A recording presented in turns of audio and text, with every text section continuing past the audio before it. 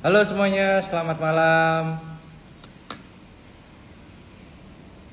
Ah, selamat malam semuanya. Kembali lagi dalam IG Live ya bersama saya Rifan Kurniawan. Ah, Malam ini kita mau udah cukup lama ya kita nggak IG Live. Nah kita mau ngobrol-ngobrol nih seputar market ya di tengah suku bunga yang masih tinggi dan baru-baru ini juga laporan keuangan juga udah rilis ya, sejumlah emiten merilis laporan keuangan kuartal 3. Nanti kita bakal bahas ya di IG Live malam ini. Nah, malam hari ini saya nggak sendirian karena nanti saya akan berdiskusi ya bersama dengan Pak Bernard Mahardika Sanjoyo atau teman-teman akrab dengan Bernard 88. Nah, sebelum saya undang Pak Bernard, mungkin siapa aja nih yang udah hadir, boleh dong share di kolom chat. Yang udah hadir, boleh dari mana, kota mana, boleh ditulis di kolom chat ya. Kita ramaikan malam ini ya, kita akan sharing-sharing diskusi bermanfaat ya. Selamat malam untuk Pro Subs, selamat malam. Kemudian ada siapa nih? Chen, selamat malam. Ya, kemudian ada siapa lagi nih? Ada EM underscore Rofik, selamat malam. Papi Bayu dari Malang, halo selamat malam. Dari Bandung, Chen ya. Dari Pontianak ya, Aron Setiawan, Pujimo dari Ponorogo. Siapa nih? Fardi underscore Sonic dari Makassar, ada dari Medan. Wah, Medan ada Bapak David Zhang dan Fras Ginting. Selamat malam ya. Ada juga nih yang dari Taiwan, Pak Agustinus underscore Jong ya. Oke, selamat malam semuanya. Oke, teman-teman ya, malam hari ini kita akan diskusi ya mengenai makro ya di tengah keputusan The Fed yang masih mempertahankan suku bunga. Apakah ini akan menjadi kendala untuk IHSG dan kira-kira ada opportunity di emiten atau di sektor mana sih? Nah, ini coba kita undang ya Pak Bernard. Apakah bisa tersambung?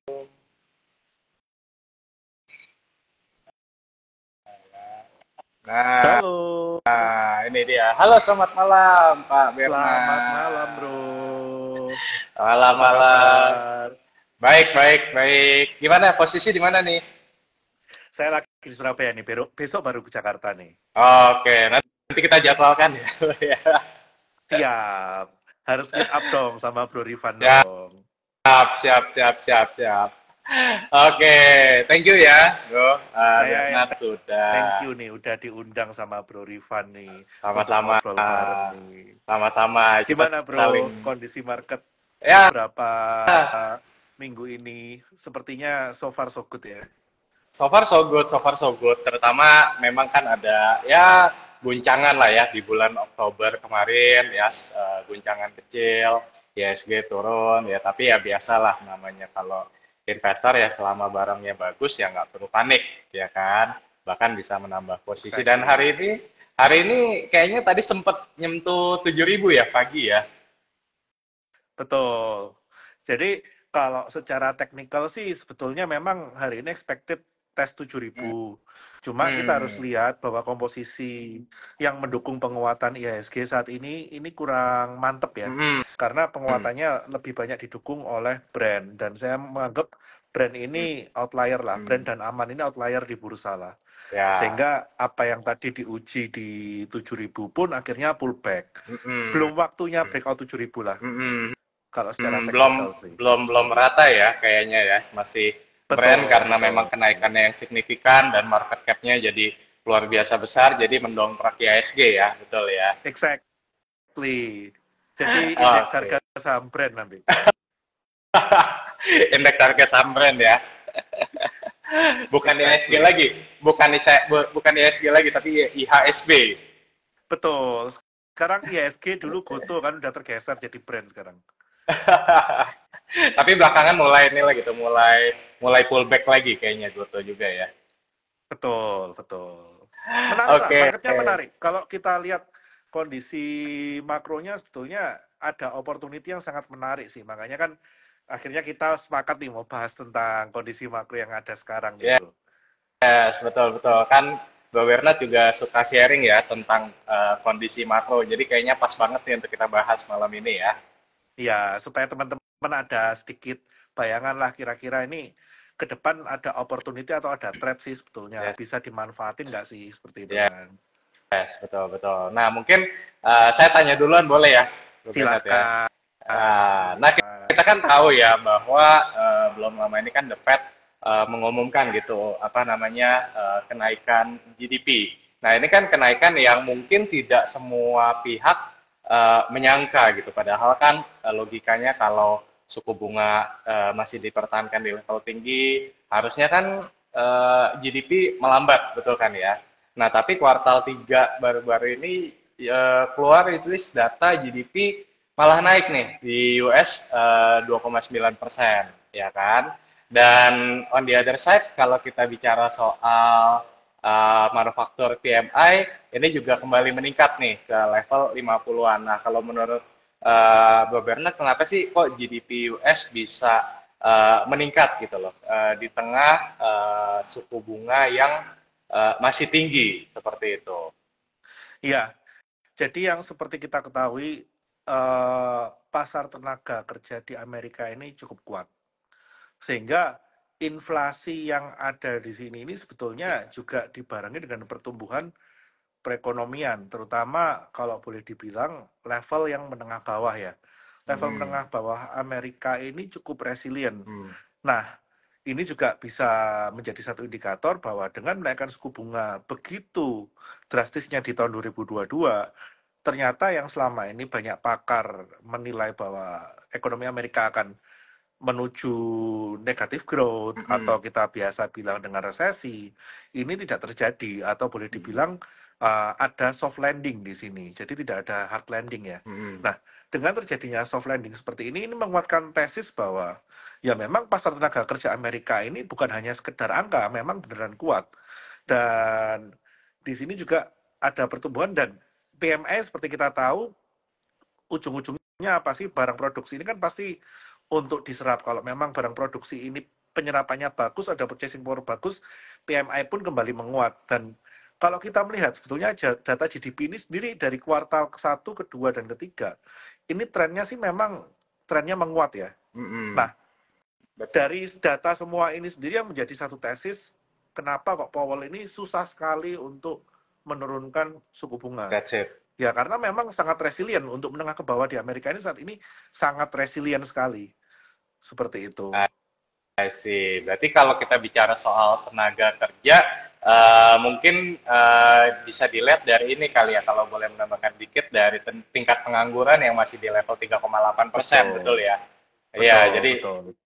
itu bahkan kalau correct me if I'm wrong, tuh, itu juga di bawah sebelum COVID. Kalau saya ingat saya sebelum COVID itu di level 4,2, 4,3%. Benar kan ya kalau nggak salah ya? Exactly. I Exactly. Jadi see. memang kalau kita ngomong, oh ya setelah COVID itu low base. Benar, memang low base. GDP-nya low base. Mm-mm. Setelah itu kan memang growth-nya cepat sekali. Itu menyebabkan GDP growth-nya juga di 2022 cukup bagus. Ternyata kok terus berlanjut di 2023. Ya Mhm. sebabnya memang satu. Ya menengah ke bawahnya resilient, non-farm payroll bagus, kita tahu unemployment rate juga bagus. Jadi ya memang kalau boleh dibilang ini yang sedikit miss dari apa yang diperkirakan oleh kita semua. Kita mengira bahwa oke, Fed Madness mungkin akan segera berakhir, tapi kita tidak pernah berpikir higher for longer Hmm, seperti itu. Nah, hmm, kondisi higher for longer inilah yang mungkin baru di price in oleh market di bulan 10-11 kemarin. Jadi awal bulan 11, akhir bulan 10 kalau kita melihat IHSG kita juga terjadi goncangan yang cukup hebat, ya itu otomatis karena apa? Di satu sisi kita baru berani menaikkan suku bunga setelah pausing hampir 6 bulan ya, Mm-mm. di mana gap antara suku bunga Amerika dan suku bunga kita ini begitu kecil. Betul. Apalagi pada waktu akhir bulan 10, US Treasury 10 years yield-nya itu udah hampir, bukan hampir, bahkan sudah menyentuh 5%.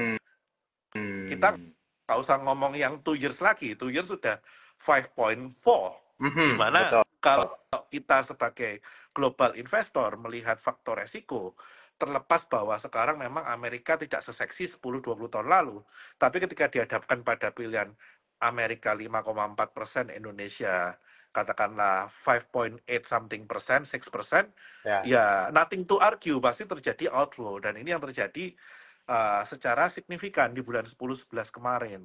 Karena kondisi Seperti ini itu. juga kayaknya bisa dibilang hampir nggak pernah terjadi sebelumnya, betul ya? Betul, Ya, betul. spread Jadi gap setipis ini ya.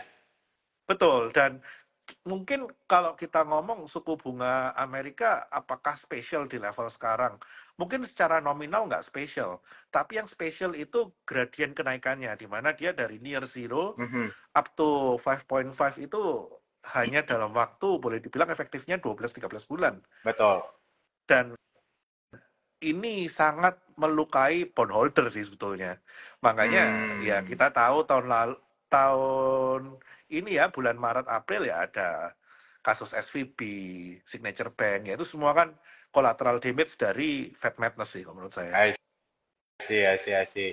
Berarti balik ke balik ke topik kenapa US bisa GDP-nya malah menguat di tengah kenaikan di tengah suku bunga yang masih tinggi. Yang pertama tadi adalah karena pasar tenaga kerja masih kuat, ya kan Yes, non farm payroll-nya masih tinggi. Kemudian tadi juga kita bicara soal tingkat pengangguran yang masih sangat-sangat rendah 3,8%. Kemudian juga betul. kalau kita bicara soal PMI manufacture itu juga yang kembali ke 50, kemudian juga consumer confidence juga di 50-an itu mengindikasikan bahwa sebenarnya tenaga kerja dan masyarakat ini masih resilient ya di US ya seperti itu ya. Betul, betul. I, Betul, betul, Bro. I see, I see, I see. Oke, nah kemudian kalau misalkan kita tahu nih bahwa uh, apa namanya the Fed nih masih mempertahankan tingkat suku bunga. Nah kalau kita kaitkan dengan inflasi nih, nah kira-kira apakah akan naik lagi di bulan Desember nanti kan kalau nggak salah kan FOMC meeting itu akan ada di pertengahan Desember ya kalau nggak salah ya. Nah ekspektasinya gimana nih kalau dari Ya, Bung Leonard? kalau saya sendiri sih saya melihat data inflasi yang barusan rilis ya dari bulan Oktober ya, yang rilis di November, sebetulnya inflasi Amerika ini turun kan didominasi karena pelemahan harga energi, Mhm, baik itu oil ataupun gas. Jadi mhm, sebetulnya kalau kita ngomong penurunan inflasinya apakah sustain, not sesustain itu, nggak sesustain itu sebetulnya, karena mhm, kita tahu bahwa harga energi ini masih terbantu oleh ulah spekulan yang pasang posisi short di oil karena merasa bahwa perang Hamas Israel ini tidak sesignifikan yang dibayangkan oleh banyak orang, hmm, tanpa melihat bahwa kondisi oil sebetulnya ini secara struktural udah under investment sejak 2017. Mungkin Bro Rifan ada pendapat tentang hal ini, mungkin nanti bisa ditambahkan. Kalau mhm. saya pribadi, saya merasa oil ini sooner later by the time di atas 100 sih sangat possible. Sehingga bagi saya, apakah inflasi ini akan mencapai ke target The Fed dalam waktu dekat? Mungkin tidak. Mungkin yang salah ini bukan mengekspektasikan inflasi menuju target The Fed, tapi mungkin readjustment target The Fed menuju the new normal of inflation number in Amerika. Karena mengingat Hmm, bahwa coal sendiri juga nggak mungkin harganya balik 50, bahwa hmm, mengingat bahwa harga oil sendiri ini juga menurut saya murah sementara, dan kita juga tahu selama ini yang dikeluarkan masalah green energy, NS, about ESG, NS, itu sebetulnya juga mendorong inflasi. mhm, mhm. Karena Betul. ESG dan green energy itu tidak murah. Belum bisa lah ya, belum bisa untuk shifting dari fossil energy ke green energy, betul ya. Betul. Dan menurut saya mungkin sampai 20-30 tahun lagi tetap akan beriringan antara pemakaian green energy dan fossil fuel. Karena apa? Hmm, Ada beberapa tempat yang memang keterbatasan terhadap green energy ini tidak bisa teraplikasikan. Dan ya mungkin by the time 10-15 tahun lagi akan ada teknologi untuk menyimpan energi yang lebih bagus, baterai yang lebih efisien, sehingga yang namanya solar panel atau wind power atau apapun itu bisa disimpan dengan lebih efisien. Kalau sekarang hmm, kan sifatnya penyimpanannya menurut saya efisiensinya sangat rendah ya. hmm, hmm, Jadi hmm. sehingga cost per kilowatt hour-nya ya pasti jatuhnya sangat mahal. Nah, sampai hal itu terjadi, fossil fuel itu menurut saya tidak akan hilang. Hmm. Dan apalagi menurut saya oil dalam kondisi sekarang kita tahu bahwa sekarang yang selama ini UEA ini pro Amerika, sekarang ini sumbunya udah mulai berbeda nih. Karena UEA sendiri juga punya kepentingan yang Betul. berbeda. Menuju shifting ekonomi dari UEA, dia ingin seefisien mungkin memanfaatkan resource dia. Hmm. Sehingga ketika dia berubah dari negara minyak menjadi negara traders, atau menjadi satu komunitas yang baru, seperti yang kita tahu banyak di berita kan, Hmm. mereka memang nggak mau lagi menjadi negara minyak nih ke depan. Mungkin Hmm. mau menjadi pusat ekonomi, epicentrum ekonomi seperti Singapura gitu kan.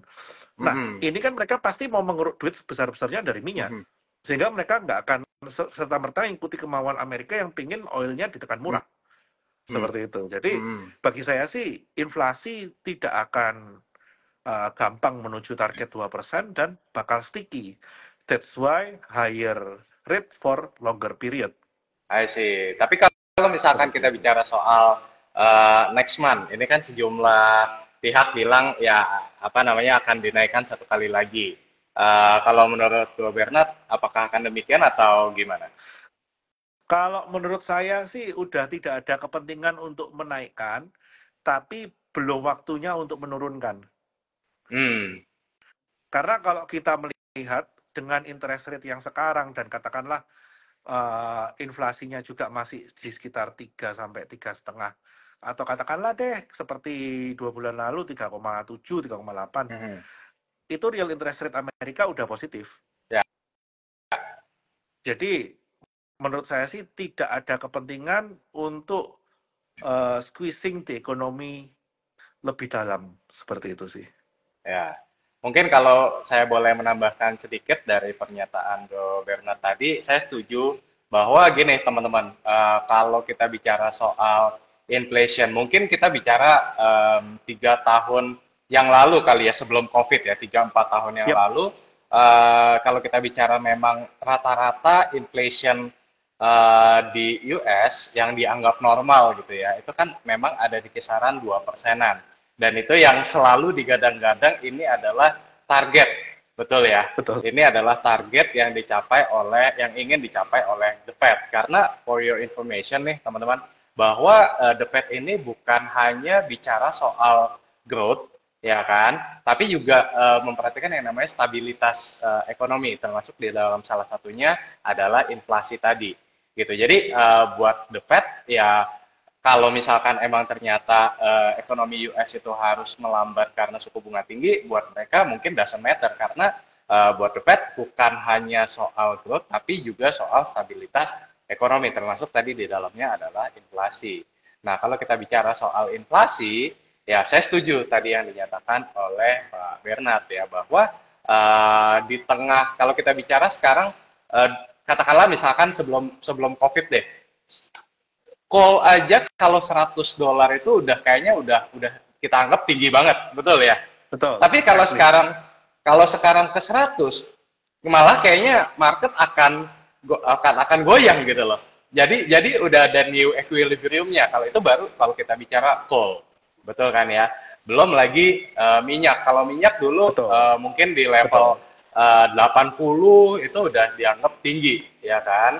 100 itu udah luar biasa tinggi, ya kan. Tapi kalau sekarang kayaknya 75, 80 kayaknya ya standar-standar aja gitu loh.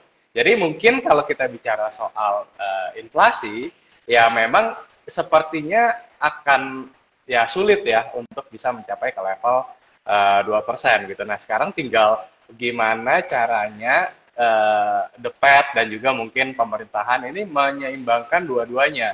Ya, di satu sisi mungkin ya kalau misalkan nggak nyampe 2%, tapi mungkin di 3%-an something, kayak sekarang kan udah turun ke 3,2, betul kan ya? 3,2, kemudian kalau misalkan Exactly. bisa turun di bawah 3, mungkin akan lebih baik, ya kan? Tapi kalau misalkan kedua, mungkin ya tadi, mungkin harus menunggu komoditas turun lebih dalam lagi, betul ya? Dat ya, Exactly. gitu. Nah, Dan jadi, masalahnya untuk menuju komoditas yang lebih turun lagi, ini belum ada trigger yang secara fundamental bisa membuat harga komoditas terkoreksi lebih dalam. hmm, eh, kalau kalau itu sebenarnya kalau menurut saya pribadi mungkin ada. Kalau menurutku pribadi, Bang Bernard, mungkin kalau Hmm. kita bicara soal ini euro deh. Euro sekarang ini ya kita tahu bahwa eh, sebagian negaranya sudah masuk ke dalam resesi. Kayak Jerman itu kan udah negatif 0,1.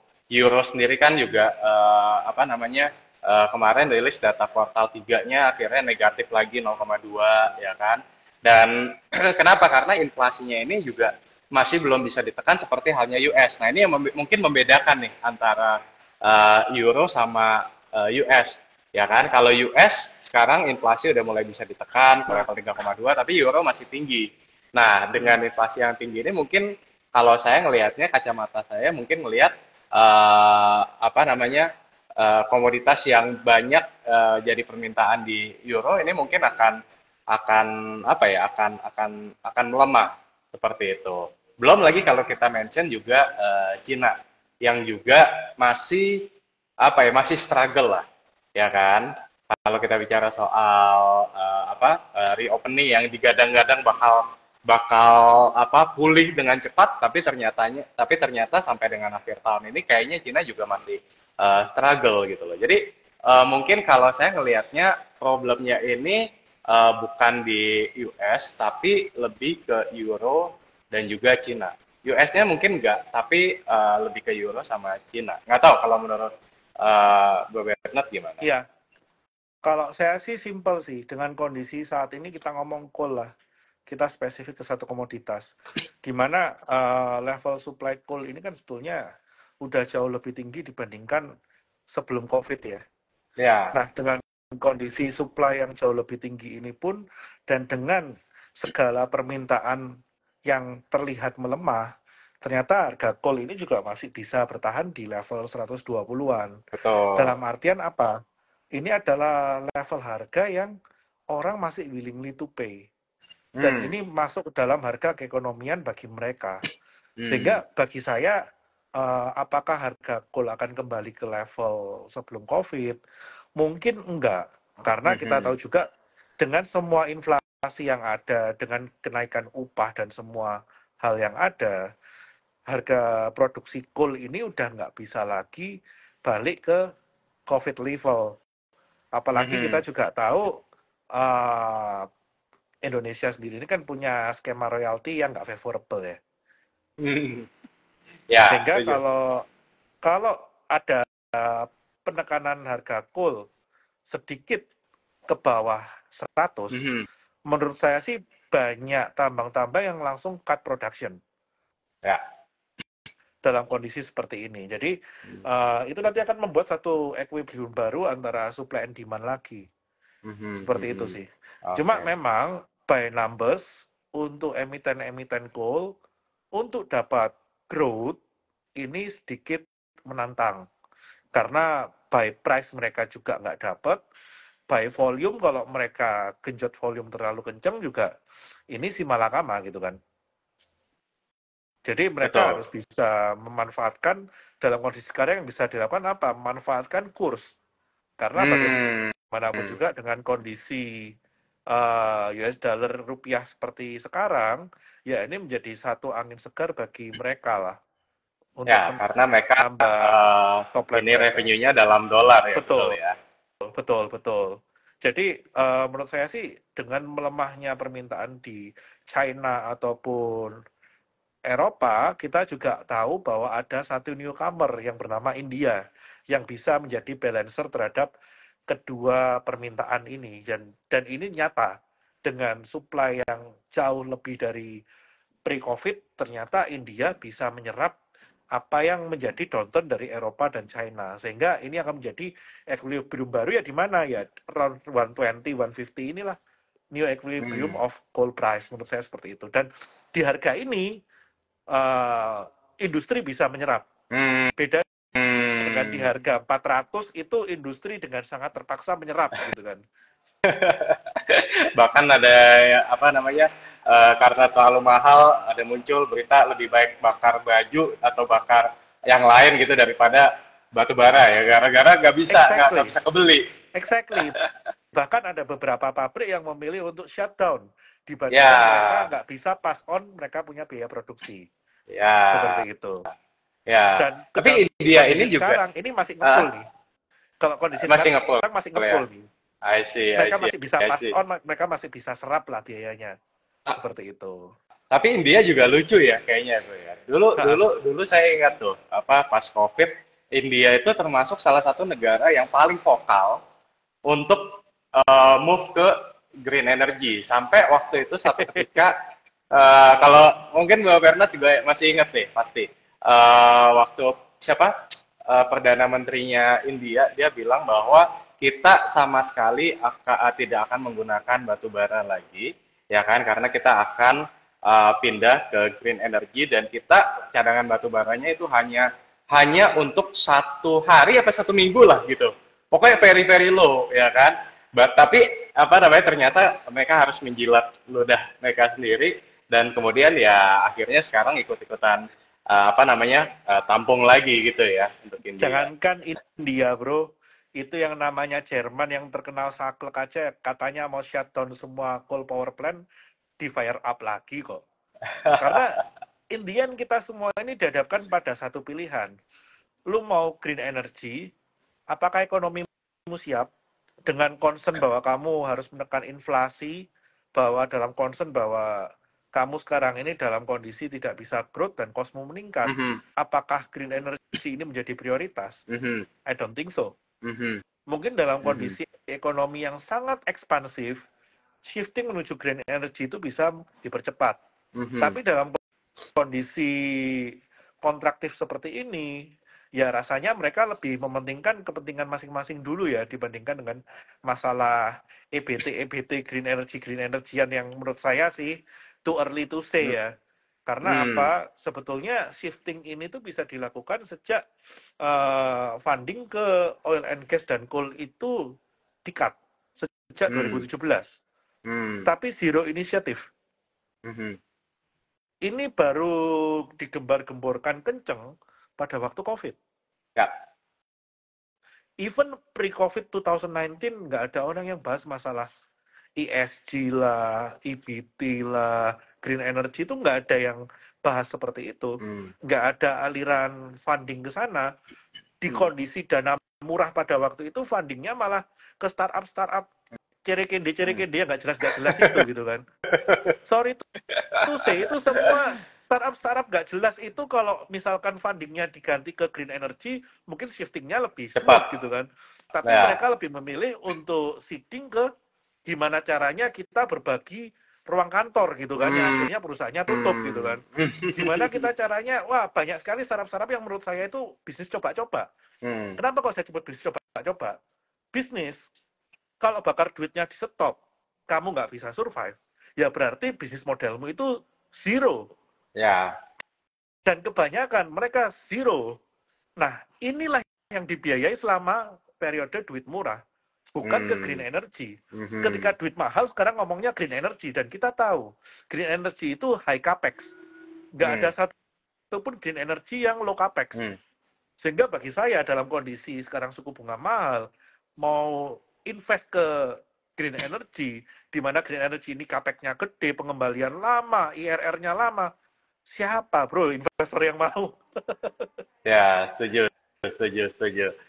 Oke, nah ini supaya kita nggak makin lebar, kita balik lagi nih ke topik permasalahannya. Ya, jadi tadi saya dan Tuh Bernard tadi lagi ngebahas ya mengenai kira-kira kalau misalkan kan tadi pertama kita bahas bahwa US GDP-nya meningkat ya karena tingkat pengangguran, pasar tenaga kerjanya kuat nih ya kan, dan kemungkinan meskipun The Fed akan menaikkan tingkat suku bunga, tapi kayaknya udah sangat-sangat terbatas, betul ya? Udah sangat-sangat terbatas, dan ini kayak ya memang meskipun, tapi ada satu hal yang menarik yang dikatakan oleh Jerome Powell pada pada pertemuan yang lalu adalah kalau yang saya tangkap gini, kita memang sudah akan apa ya, tidak akan menaikkan tingkat suku bunga secara signifikan lagi, tapi kita nggak pernah bilang loh bahwa kita akan menurunkan tingkat suku bunga. Nah, itu yang kemudian yang direspon negatif ya oleh market waktu itu, karena kalau di pola pikir market atau pelaku pasar, tidak turun sama dengan naik. Ya kan? Iya, dia bilang memang nggak akan naik tinggi lagi, tapi juga nggak turun. Jadi memang istilahnya sekarang ini yang tadi Dua Bernard bilang itu adalah higher for longer, betul. Nah, kemudian tadi Dua Bernard juga bilang kenapa sih kok belum bisa menurunkan tingkat suku bunga, ya karena karena faktor inflasi tadi. Nah, faktor inflasi ini juga memang sulit ya teman-teman kalau untuk ke 2%, karena tadi Bro Bernard bilang misalkan kayak coal, kayak oil gitu kan, itu mungkin akan sulit lah ya kembali ke level sebelum pandemi gitu. Meskipun tadi kalau kita bicara soal pelemahan di euro, pelemahan di China, ya mungkin aja, tapi rasanya sulit untuk kembali ke zaman pre-COVID. Seperti itu ya tadi yang kita bahas. Betul bro. Nah, kemudian kita lanjut lagi nih.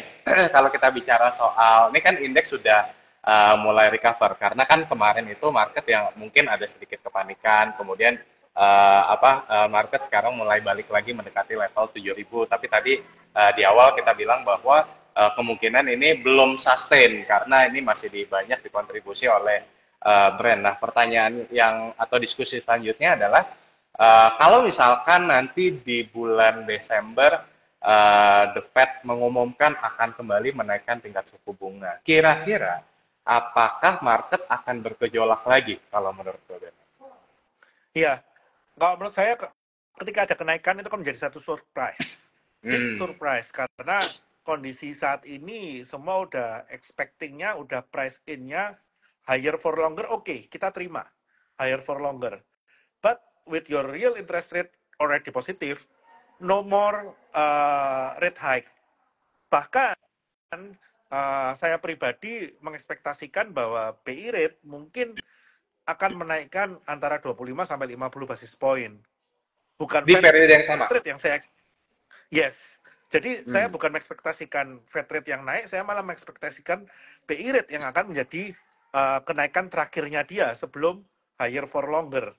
Nah, bagi saya ketika yang terjadi sebaliknya, ini sedikit lampu kuning. Mungkin kita akan sedikit berpisah dengan yang namanya window dressing ketika The Fed bulan Desember kembali menaikkan suku bunga.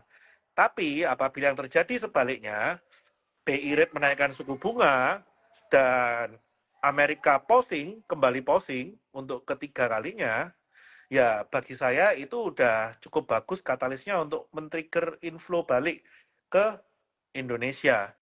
Bahkan kalau sekarang kita lihat, saat ini 10 years US Treasury yield itu udah di level 4.4. Dan kita punya FR yang mungkin umurnya 10 tahunan itu di 6.5. Jadi sebetulnya spread-nya ini udah cukup menarik, dan kita juga tahu besok ya, kalau nggak salah, global bond kita itu terbit.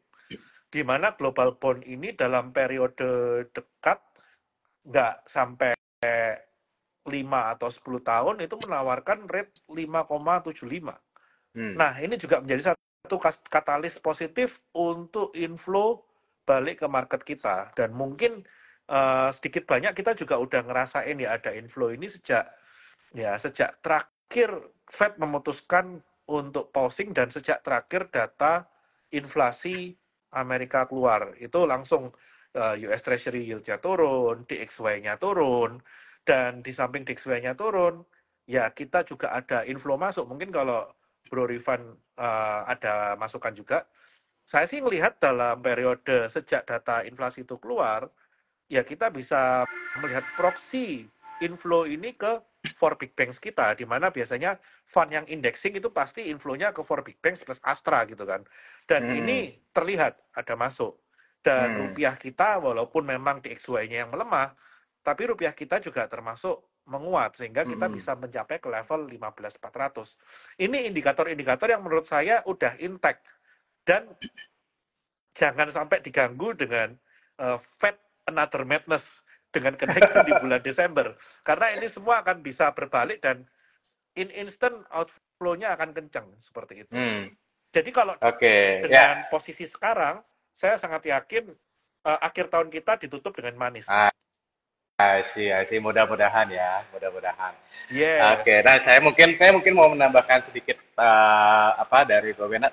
Anyway, sebelum itu mungkin kalau misalkan nanti teman-teman ada pertanyaan, mungkin bisa tulisin di kolom Q&A, nanti di akhir kita berdua jawab ya, Bro Bernard ya. Oke. Nah, saya mungkin mau menambahkan sedikit dari statementnya Bro Bernard tadi, bahwa kalau misalkan the Fed forcing kenaikan tingkat suku bunga, jadi tetap di level sekarang, tapi kemudian direspon oleh BI untuk menaikkan tingkat suku bunga, ya mungkin dalam short term tadi ada volatility ya, tapi dalam short term ya, cuman akan mulai men-trigger inflow, betul ya, Bro Bernard ya. Betul. Nah, kalau saya mungkin ngelihatnya mirip, tapi mungkin sedikit punya pandangan yang berbeda. Kenapa? Kalau menurut saya gini, ada satu faktor juga yang mungkin akan diperhatikan oleh para investor asing, yaitu pemilu. Nah, jadi setuju bahwa kalau misalkan sekarang kan the Fed 5,25, kemudian BI sekarang 6, berarti kan bedanya adalah 0,5 sampai 50 sampai 75 basis point, dan kalau misalkan BI menaikkan tingkat suku bunga kan akan balik ke 100 basis point, ya kan? Sudah lebih better dibandingkan dengan beberapa bulan sebelumnya ini. Nah, cuman kalau menurut saya pribadi, sepertinya ini belum serta-merta akan menciptakan inflow yang kencang. Betul akan ada inflow, tapi mungkin dalam skala yang minor kalau menurutku. Gitu. Kenapa? Karena biasanya ya mereka akan wait and see dulu ya, terutama karena di pemilu 2024 nanti kan akan ada sosok baru ya, dari 3 paslon kan, 3-3-nya baru kan, pasti mereka juga akan melihat gitu apa visi misinya ke depan segala macam ya kan. Nah, mungkin kalau misalkan memang benar tidak ada another Fed madness, mungkin saya ngelihatnya di Februari Maret lah. Februari Maret meskipun mungkin most likely belum ketahuan ya, maksudnya akan ada putaran kedua, tapi setidaknya sudah mulai ada bayangan. Betul ya. Nah, itu sih kalau aku ngelihatnya mungkin sama searah dengan yang Bro Bernard tadi sharing, cuman mungkin time frame-nya yang agak bergeser sedikit. Sebetulnya gitu. Ya, memang saya setuju dengan Bro Rifan. Jadi sebetulnya yang kita rasakan bulan Oktober sampai awal November itu harusnya tidak separah itu kalau tidak ada manuver-manuver politik yang menggemparkan global nih. Ini sebetulnya bukan menggemparkan Indonesia aja. Manuver politik yang ada ini menggemparkan global. Dan bagi para investor pasar modal, mereka melihat ini sebagai bentuk uncertainty. Sehingga mereka butuh tambahan premi resiko. Itu alasan yang awalnya mereka mungkin oke-oke aja dengan suku bunga yang ada, tiba-tiba outflow mendadak. Karena bagi mereka, wah ini dengan kondisi sekarang, premi resiko yang seperti ini udah nggak cukup nih, kita butuh another premium. Kalau lu nggak bisa provide another premium, ya kita wait and see dulu gitu kan. Nah, ini yang saya setuju sih, ini salah satu hal yang sebetulnya di luar dari variabel yang kita prediksi selama ini dalam hal makro. Ini betul. Unpredicted variable nih. Di mana ini berhubungan dengan confidence para investor dan premium resiko dari para investor. Seperti itu. Ya.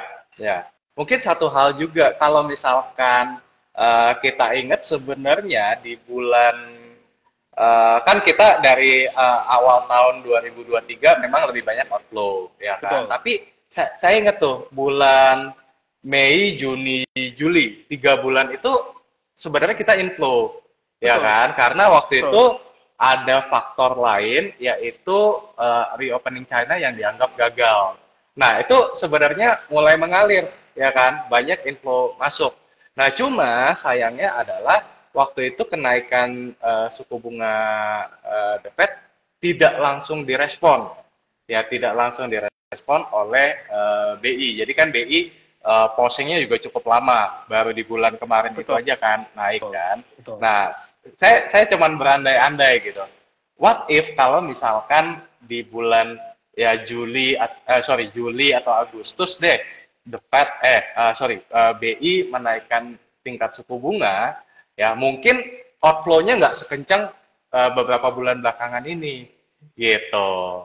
Ya Iya, kan, tapi bagaimanapun ya juga, ya bagaimanapun ya juga kita juga dibandingkan Amerika risk premium kita lebih gede ya, lah. Kita harus sadar itu ya kan. betul. Jadi ya mau nggak mau harus dikompensate, ya kan, Betul, dengan betul. dengan spread yang juga lebih besar lagi, Dan di gitu. Ya, tapi satu sisi udah kita lewat. ada satu downturn, Bro Rifan. Hmm, Jadi kita sempat Indonesia sempat very confident about the growth, about GDP growth, hmm, bahwa kita juga bisa above 5%, bahkan beberapa fund luar juga predik kita bisa 5.3 until 5.5. hmm, Ternyata kita mungkin average masih 5% ya. hmm, Good, but good is not good enough for now. They are hmm, looking for the best. hmm. Dan growth kita bukan the best, still only good. Nah, itu juga yang Average lah ya, menyebabkan, mungkin. ya.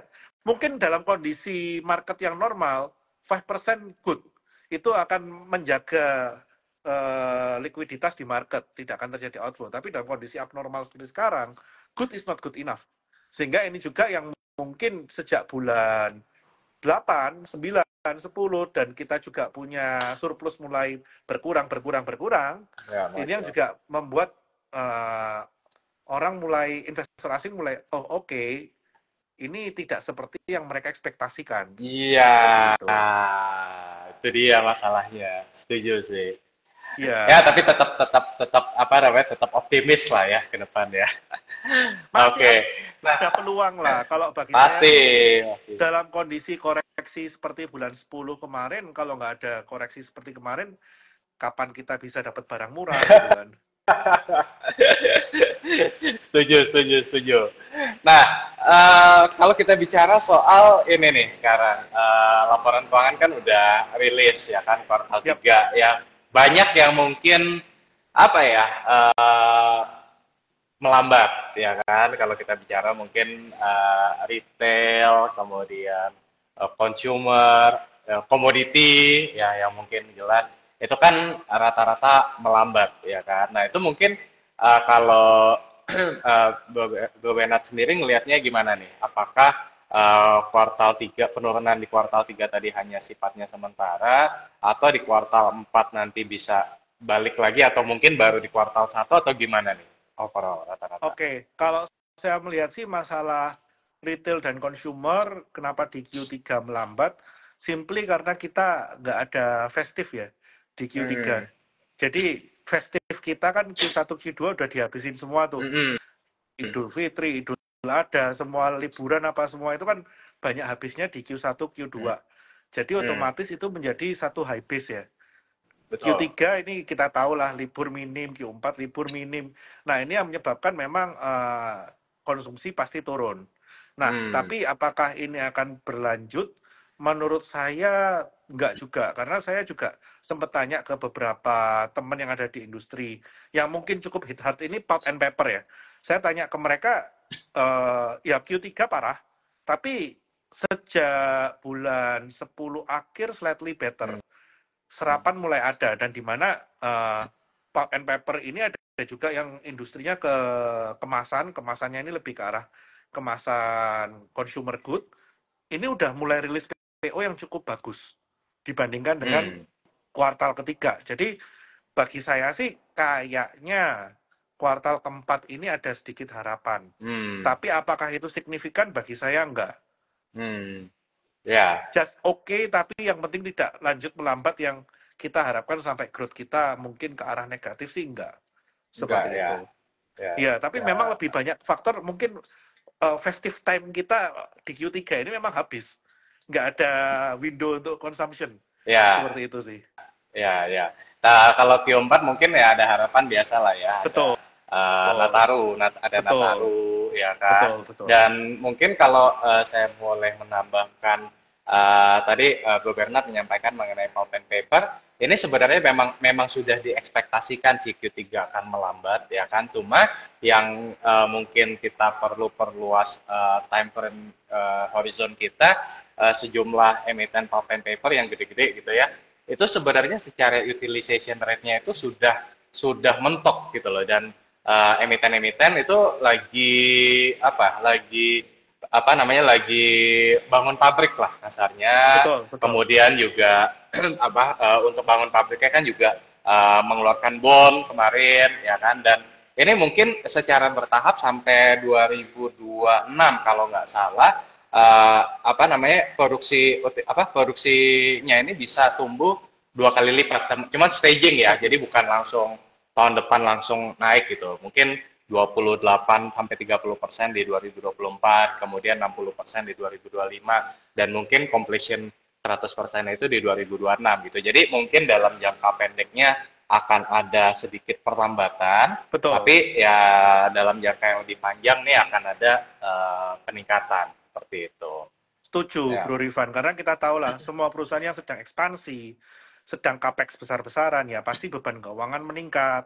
Dan ya ini pasti yang menyebabkan kontraksi di laporan keuangan lah. Tapi ini kan sifatnya sementara dibandingkan dengan kompensasi ketika itu semua selesai. Ya saya rasa sih ini worth ya Hmm. untuk kita perhatikan sih poin-poin ini. Ya. Seperti Nah, itu. kalau mungkin kalau misalkan kita bicara soal apa ya, yang kalau menurut Bro Bernard recovery-nya akan lebih cepat ya di tengah perlambatan di Q3 ini, kira-kira sektor apa, Bro Bernard? Retail middle up ya kayaknya ya. Retail tapi yang mainnya bukan middle low tapi middle up ya. Betul, betul, betul. Jadi ini mungkin ada agak sedikit pergeseran ya. Selama ini kan kita punya konsumsi retail untuk middle low ini kan kuat ya. Tapi saya melihat retail yang middle low ini growth-nya mulai terbatas nih. Growth-nya mulai terbatas karena ya mungkin biaya energi yang naik. Ini mungkin kita kalau yang di level middle up kita nggak akan terlalu suffer gitu kan. Tapi Ya. di middle low kita tahu bahwa kita cari premium itu technically udah nggak ada, gitu kan. Jadi walaupun angka inflasi kita itu benchmarkingnya adalah salah satunya adalah fuel price, di mana fuel price ini masih premium dan solar, technically orang yang naik motor sekarang konsumsinya udah Pertamax turbo, di mana kenaikan Pertamax turbo ini cukup menggerus income mereka gitu kan. Belum lagi kenaikan, contoh nih, kita ngomong beras diatur HET-nya, betul, beras diatur HET-nya. Tapi sebelum beras ini diatur HET-nya, mereka bisa dapat beras di bawah HET. Sekarang mereka harus beli beras semua di harga HET. Nah, ini kan sedikit banyak juga mengurangi purchasing power menengah ke bawah.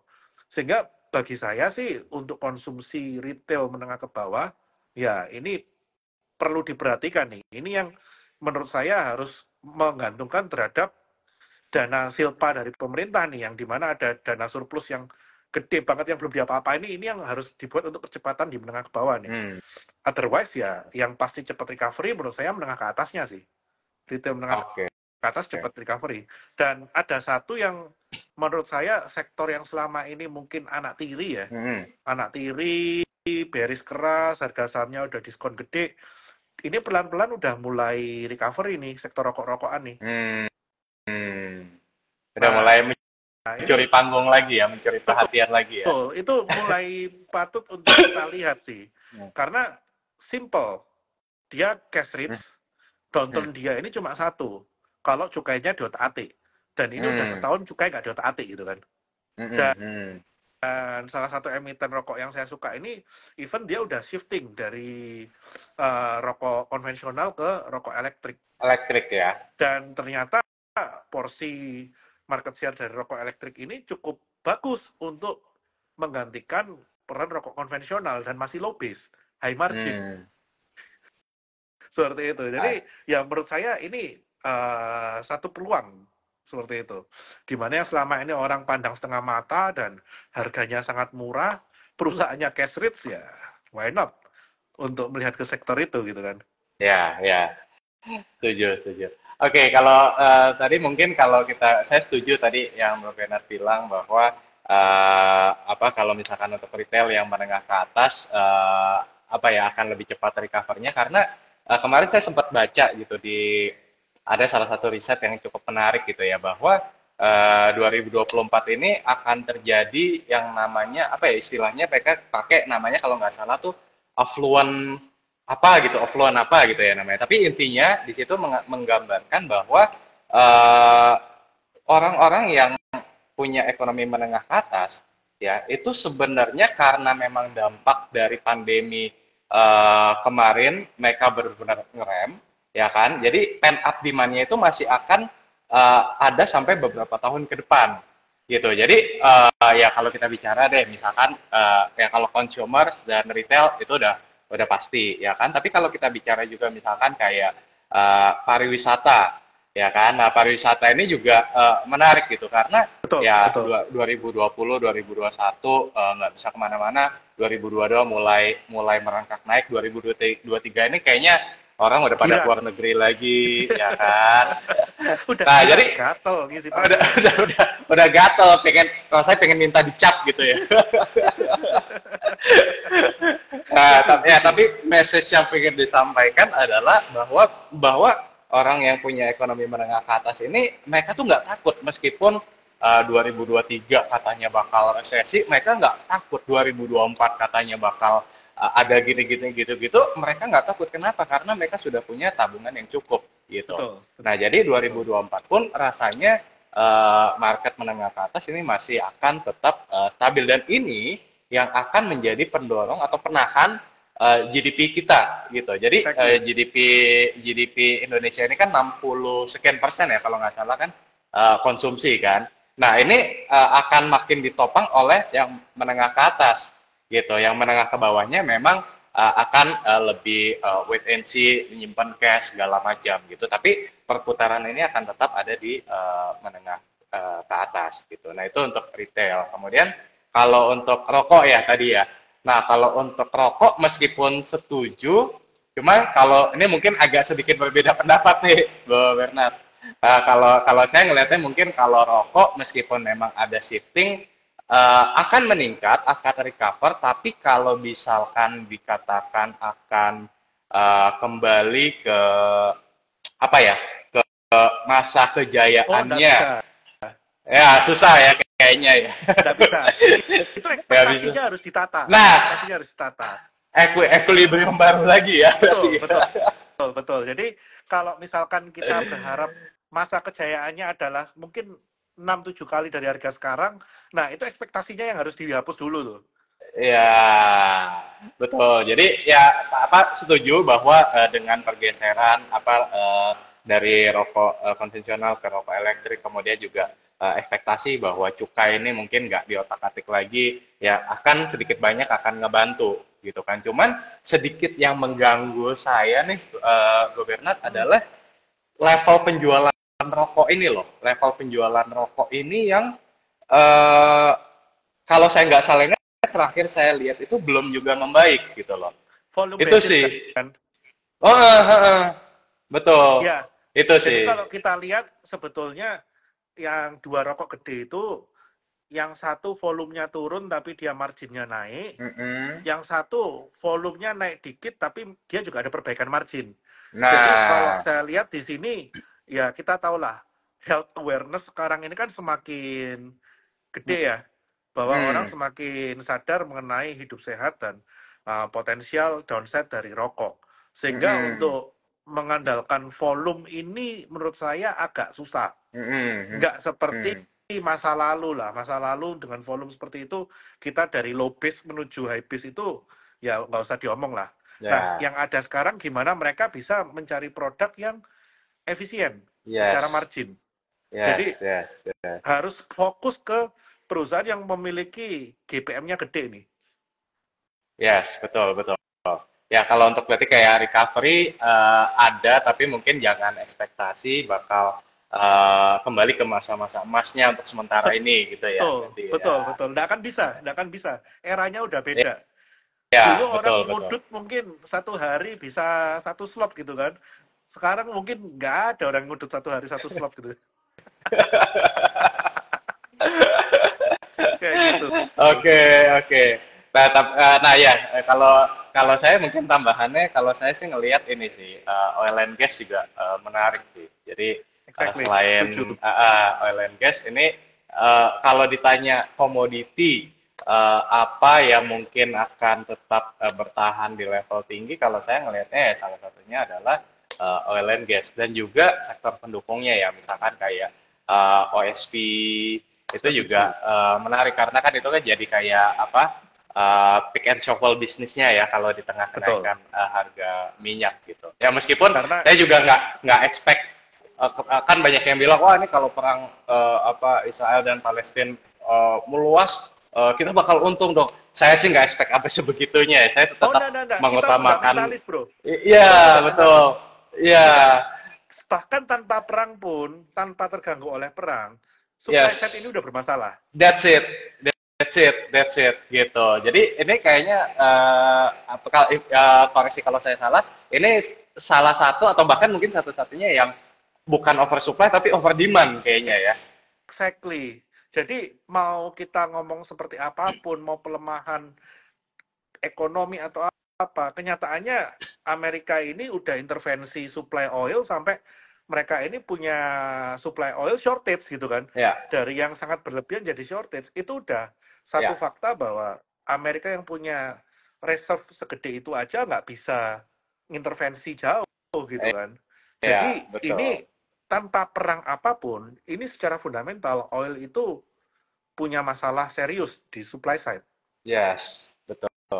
Nah, kalau OSV Setuju. saya setuju, Bro, karena OSV ini satu-satunya cara mereka bisa pass on untuk merevisi harga angkutnya mereka, harga jasanya mereka ya kalau minyaknya naik. Oke, Kalau minyaknya nggak naik, nggak bisa. jangankan minyak nggak naik, minyaknya stay di bawah, mereka bisa direnegosiasi ulang untuk menurunkan harga kontrak. Karena Iya, kebanyakan musuhnya mereka Pertamina.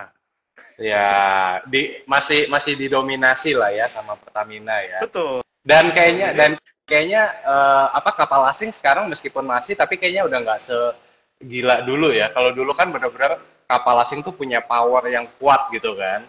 yap, Jadi kayaknya kalau yap. sekarang udah lebih sama lah ya powernya ya. Sejak 2016, sejak harga kontra OSV itu boleh dibilang rendah banget, itu kapal asingnya udah nggak bisa pass on lagi karena mereka punya manpower lebih mahal kan. Betul, betul, betul. Dan mereka nggak Gitu. bisa dockingnya lebih mahal, manpower lebih mahal, semua lebih mahal, sehingga mereka nggak bisa survive. Era 2016 sampai 2020 ini mereka nggak bisa survive. Ya, Yang bisa survive malah OSV lokal yang bisa sedikit silat dengan mereka punya kapal lama, mereka jual, ambil kapal baru, NS. Ya ini silatnya mereka lah, restructure-nya mereka, dan it work out gitu kan. yes, betul, betul ya. Dan Opportunity ini yang lah jadi ya buat kelemahan kapal kapal lokal. asing. Kapal asing Betul, betul, nggak sefleksibel itu. betul. Seperti itu. Oke, ini by the way kita jawab beberapa pertanyaan dulu kali ya, Bro Bernard ya. Siap. Nah, ini coba kita lihat ada pertanyaan dari Kresna27. Nah, kalau prospek properti gimana nih dari insentif PPN 0% dan penurunan suku bunga? Nah, mungkin Bro Bernard dulu boleh. Oke. Kalau saya lihat on valuation, kita nggak debat lah, BSDE CTRA itu murah on valuation. Tapi on flow side ini belum ada flow masuk. Dan biasanya fund-fund yang mau masuk ke properti ini on bucket size. Jadi karena kalau mereka masuk cuma ke BSD sendiri, ke CTRA sendiri itu terlalu kecil kapitalisasinya mereka. Jadi mereka biasanya on bucket size belinya barengan karena toh valuasi mereka kurang lebih dalam fundamental value yang kurang lebih sama. Nah, insentif PPN 0% untuk rumah sampai 2M dan diberlakukan restitusi 5M untuk pengurang ya. Ini cukup bagus untuk BSDE dan CTRA karena sebagian besar mereka punya portfolio kan termasuk yang menikmati. Tapi kita harus tahu juga ada satu posisi apa potensi pengurangan demand apabila IKN ini memang benar-benar serius digenjot sampai selesai. Nah, kota-kota baru mereka ini kan jadi karena apa? Karena mereka udah nggak bisa lagi merepet ke Jakarta. Nah, tapi kalau yang Jakarta ini tiba-tiba hilang satu persatu karena ada movement ke IKN, ini yang harus diperhatikan nih. Menurut saya sih seperti itu. Tapi untuk kondisi saat ini, untuk sales 2 tahun terakhir, untuk revenue 2 tahun terakhir, no doubt, dua emiten ini murah. Seperti itu. Nah, kalau saya, Bro Rifan, daripada saya ngelihat sektor propertinya, saya lebih suka proxy propertinya yang mungkin bisa lebih multiplying. Bank yang bisa merefleksikan KPR, saya lebih suka BBTN sih. Terus berarti yang menyalurkan kreditnya gitu maksudnya ya. Yes, biasanya lebih logaritmik growth-nya. Apalagi BBTN ini kan saya lihat banyak orang-orang baru di dalam dengan restrukturisasi manajemen yang menurut saya lebih mendasar ya. Jadi mereka nggak lagi main rumah-rumah kecil, mereka sekarang udah mulai bekerja sama dengan developer-developer besar seperti Ciputra, seperti BSD. Ini mereka udah mau reshaping, mereka punya fundamental sih. Dan mereka sekarang setahu saya udah bisa jual bad asetnya mereka. Plus ada satu rumor yang untuk akuisisi muamalat ya. Itu kalau kejadian sih mereka bisa kebanjiran likuiditas dari BPKH-nya muamalat, which is no doubt terbesar se-Asia Tenggara untuk BPKH muamalat. Seperti itu, dan itu murah sekali. Seperti itu, sumber dananya sangat murah. Seperti itu. Nah, kalau Bro Rifan sendiri melihat properti gimana, Bro? Gini, properti itu pasti kita define dulu. Kalau saya mungkin menambahkan dari Bro Bernard, kalau properti ini kita mesti define dulu properti yang jenis apa. Karena kalau kita bicara segmen itu kan terbagi 3 ya. Ada yang segmennya di bawah 1M, ada yang segmennya itu 1 sampai 2 atau 1 sampai 3M, ada yang di atas 1 sampai 2M, ada yang di atas 2M. Nah, kalau kita lihat kan memang insentif ini kan yang di bawah 2M, ya kan? Nah, jadi gini, kalau saya ngelihatnya adalah sebenarnya ini ada beberapa faktor. Kalau ditanya apakah kenaikan suku bunga ternyata membuat orang berhenti konsumsi, ternyata tidak juga, karena otomotif udah manggung 2023 ini.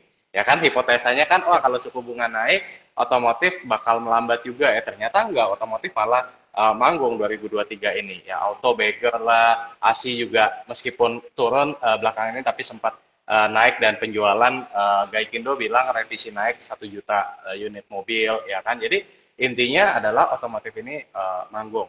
Nah, sama halnya dengan properti. Kalau menurut saya, untuk mengkorelasikan antara suku bunga dengan minat orang membeli properti, itu menurut saya udah nggak lagi relevan. Yang lebih relevan itu adalah orang punya duit atau enggak, udah itu aja.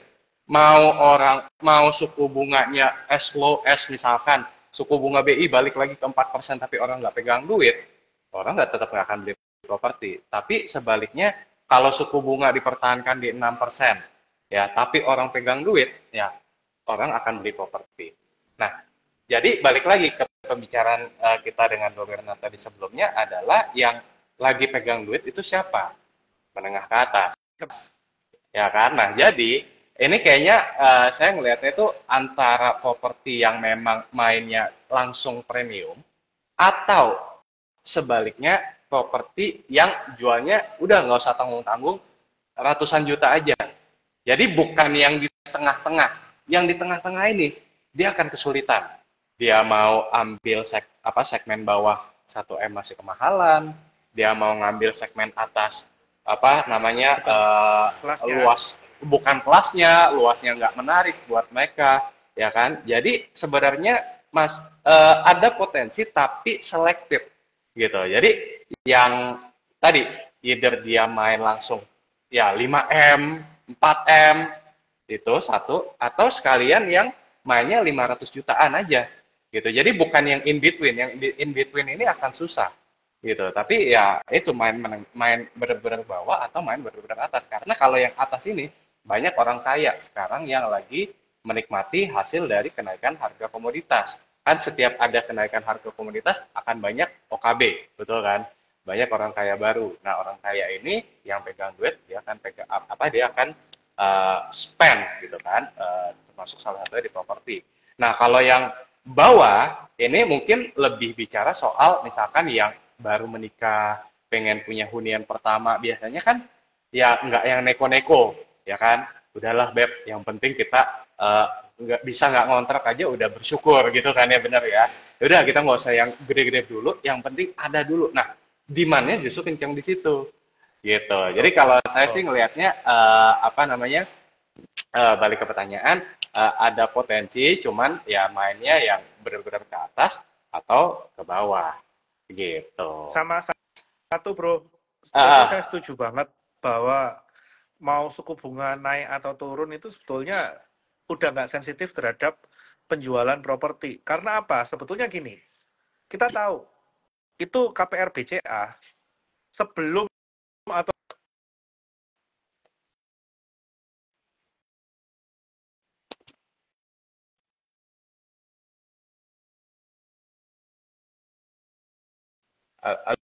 halo, suaranya hilang.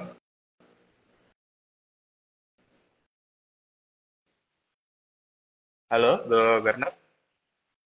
ada telepon, Ah, ada siap, siap, telepon siap, masuk. siap, siap. Ya, jadi menurut saya sih kenaikan suku bunga itu tidak langsung dipass on oleh beberapa bank penyedia KPR serta merta menaikkan suku bunga. Oke, yang floating mungkin sedikit ada kenaikan, tapi itu kan juga mereka bisa restructure, mereka bisa pindah program dan lain-lain. Hmm, Kenyataannya itu program KPR BCA juga dari sebelum kenaikan suku bunga hingga saat ini ya range-nya kurang lebih sama. hmm, hmm. Betul, Seperti itu. Jadi itu setuju. yang menyebabkan kenapa kok kenaikan suku bunga ini terasa tidak sensitif bagi penjualan properti. Karena memang Hmm, nggak serta-merta di pass on bagi perbankan. yes, benar-benar setuju. Seperti itu. Oke, kita lanjut dulu ya ke pertanyaan berikutnya. Nah, ini nih. Dari William Rohani. Halo Malamko, izin tanya bagaimana prospek CPO ke depannya. Nah, ini belum kita bahas ya. Tadi ya. Oke, Bro Bernard dulu boleh. CPO ini sektor yang paling sedih. Naik nggak dapat, naik belum dapat jatah gitu ya. Iya, waktu naik diporotin masalah pajak lah, apalah Gak, banyak tetek bengek dari ya masuk, pemerintah. ya masuknya. Ya masuk apa semua itu DMO juga dipergede gitu kan. Nggak menikmatin apa-apa waktu kemarin naik. Hmm, Waktu turun jangan ditanya. hmm, Paling yang pertama merasakan penurunan gitu kan. hmm, Jadi yang saya pelajari satu, setiap sektor yang overly regulated by government ini nggak favorable hmm, seperti itu. Dan hmm, CPO is one of it. hmm. I see, I see. Seperti itu. Oke. Sedih Nah, lah pokoknya. kalau sedih. Nah, kalau saya mungkin sedikit menambahkan dari Bro Bernard, kalau CPO ini kan sebenarnya luas ya, teman-teman. Ada yang main di upstream, ada yang main di downstream, ya kan? Kalau di upstream ini sebenarnya di harga sekarang hampir 4.000 ringgit Malaysia, ini udah good enough sebenarnya. Ini sama kayak kalau kita bicara coal di harga 80 itu aja udah sebenarnya udah bagus ya kan. Kalau di atas 100 udah spesial. Nah, CPO itu juga sama di atas di level 4.000 itu sebenarnya udah bagus meskipun belum spesial-spesial banget ya kan. Tahun lalu sempat hampir di 6 ribuan ya kan. Tapi ini masih lebih bagus dibandingkan dengan 2020 yang di 2.500-an ringgit.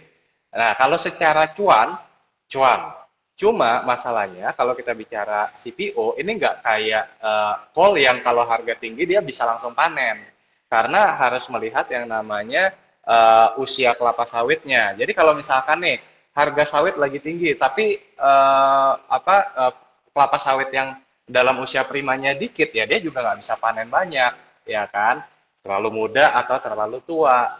Nah, jadi emang ada beberapa perusahaan yang sekarang nih usia kelapa sawitnya tuh udah tua ya. Kita bicara misalkan kayak Ali, Elsip itu udah kalau nggak salah rata-ratanya itu 17 tahunan gitu. Tapi kalau misalkan emiten-emiten kayak let's say misalkan kayak SSMS, TAPG, TBLA, rata-ratanya itu masih di usia prima, 12 sampai 13 tahun. Nah, ini menurut saya masih punya prospek gitu. Jadi pilih-pilih lagi.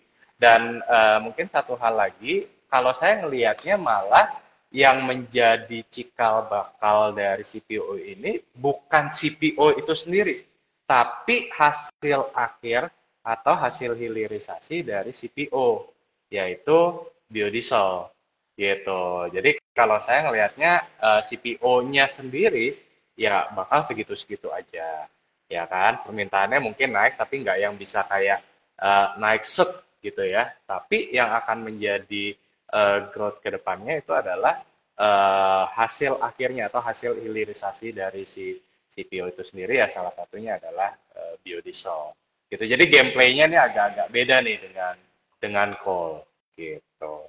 Kurang lebih itu Kol sih. enak, harga tinggi keruk langsung jual bisa. Iya, kalau ini kan nunggu panen. Panen juga nggak bisa asal panen, ya kan? Betul. Kalau musim kering kayak kemarin El Nino, ya kan? Nggak Gimana mau bisa. panen? Jadi, oh ya kalau kena El Nino harga CPO naik, ya bener harga naik, tapi nggak dia bisa panen juga gitu. Iya, jadi Volumenya nunggu, kena ya, juga. ya, jadi volume pasti akan turun, harga naik, tapi volume turun.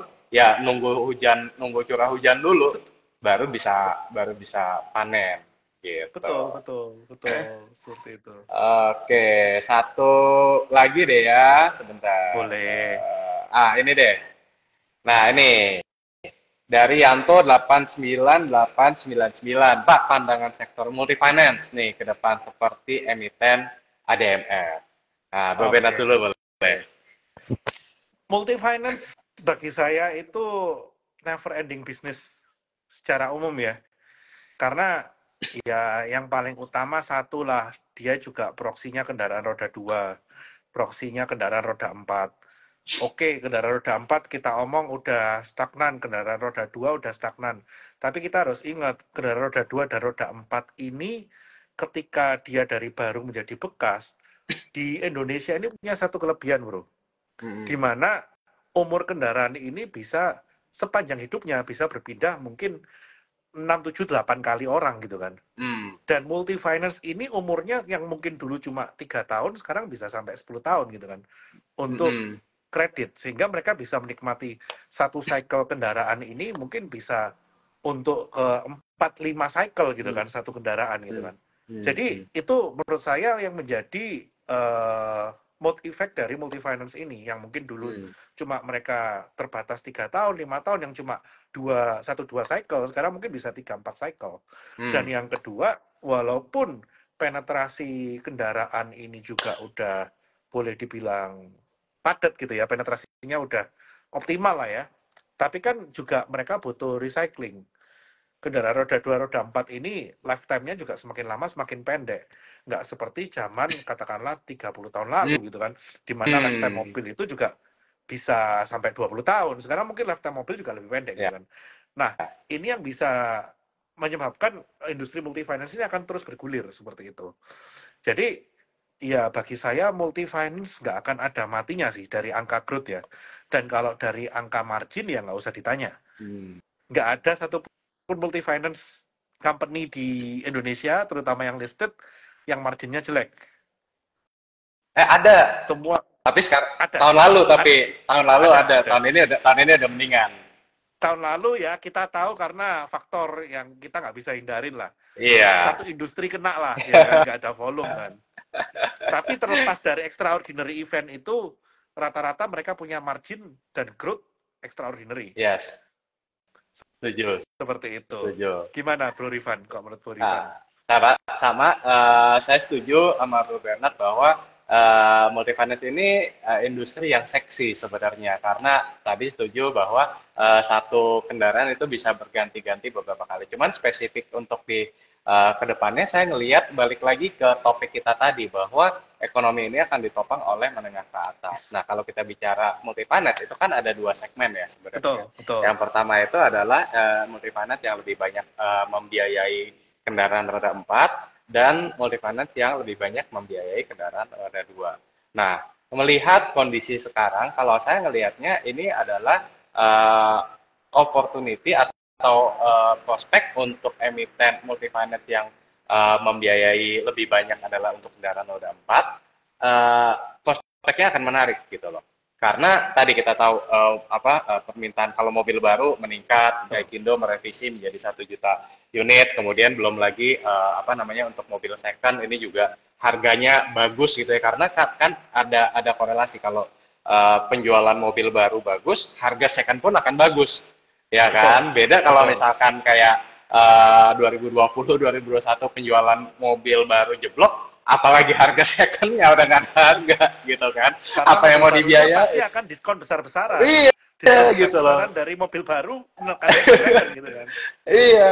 Nah, jadi ada bagusnya juga kalau misalkan harga mobil barunya penjualan mobil barunya bagus ya, yang main mobil bekas juga senyum-senyum juga karena harganya juga tetap bagus gitu kan. Nah, tapi on the other side kayaknya saya ngelihat peluang untuk pembiayaan roda 2 ini berat gitu. Karena tadi market roda 2 ini sebenarnya secara margin lebih seksi ketimbang roda 4. Cuma volatility-nya itu lebih gila dibandingkan dengan roda 4 gitu. Nah, melihat risk-nya lebih gede juga sih. Risk-nya lebih tinggi, betul ya. Jadi kan memang ada risk of efeknya ya. Jadi karena risikonya lebih tinggi, maka margin yang yang dikenakan juga lebih tinggi juga. Nah, cuman karena tadi kita bahas bahwa ini kayaknya nih ekonomi menengah ke bawah akan melambat nih, ya kan, masyarakat menengah ke bawah. Nah, kemungkinan hal tersebut juga akan berdampak kepada emiten-emiten yang mainnya adalah untuk pembiayaan roda 2 gitu. Jadi kalau saya lebih prefer untuk emiten-emiten yang pembiayaannya roda 4 itu lebih favorable. Sementara kalau emiten pembiayaan roda 2 kayaknya unfavorable untuk sementara ini. Ya. Gitu, mungkin volume base-nya berat lah ya. Berat kayaknya. Volume growth-nya berat. Betul.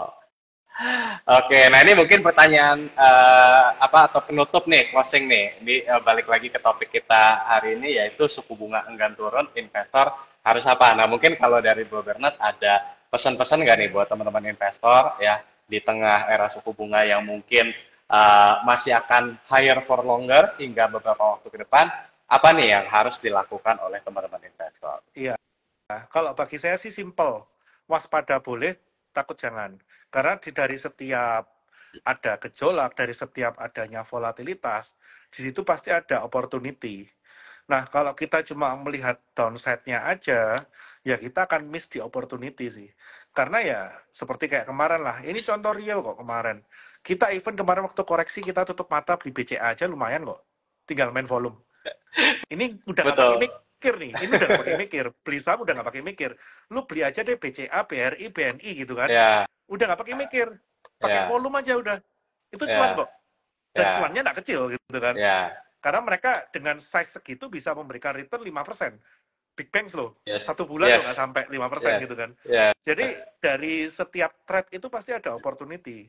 Jadi jangan terlalu takut menghadapi market. Cari opportunity-nya dalam setiap gelombang lah. Kita pasti bisa. Seperti itu. Setuju. Kalau dari saya mungkin tambahannya satu, rajin-rajinlah bekerja supaya punya cash buat nambah posisi. Kalau misalkan setiap ada koreksi gitu. Jadi betul ya, jangan hanya ngelihat downside-nya aja, tapi juga jangan malas bekerja, karena kalau malas bekerja nggak dapat duit, ya kan? Nggak dapat duit. Kalau misalkan saham turun, kita cuma jadi penonton, betul ya, Dominat ya. Jadi rajin-rajinlah bekerja supaya bonus turun. Ini bentar lagi kan akhir tahun ya, biasanya nih teman-teman dapat bonus akhir tahun gitu kan. Ya siapa tahu kalau misalkan KPI-nya kena, achieve, bonusnya juga gede ya kan. Nah, bisa dipakai buat bisa top up gitu. Tapi benar ya, jangan terlalu jangan terlalu dibawa negatifnya ya. Market ya pasti akan volatile lah ya. 2022 itu naik turun, kalau saya hitung tuh 4 kali. 2023 juga kurang lebih sama 4 kali. Jadi habis naik tar turun lagi, habis naik tar turun lagi, habis itu naik lagi. Itu hal yang udah jadi makanan sehari-hari ya. Tapi balik lagi ya, kita yang mesti mengendalikan fear and greed-nya kita gitu, teman-teman. Exactly. Jadi jangan terbawa dengan emosi, tapi pakailah logika ketika investasi. Exactly. Ya. Exactly. Oke, thank you banget Bro Bernard buat Thank you, diskusinya Bro. malam ini. Nanti minggu depan ya kita meet up ya. Siap, kita wajib meet up pokoknya. Oke, sip. Thank you ya Bro Bernard ya. Thank you Yo, malam. for the Thank you, time. Bro. Thank you. Bye-bye. Bye-bye. Thank you teman-teman semua. Malam.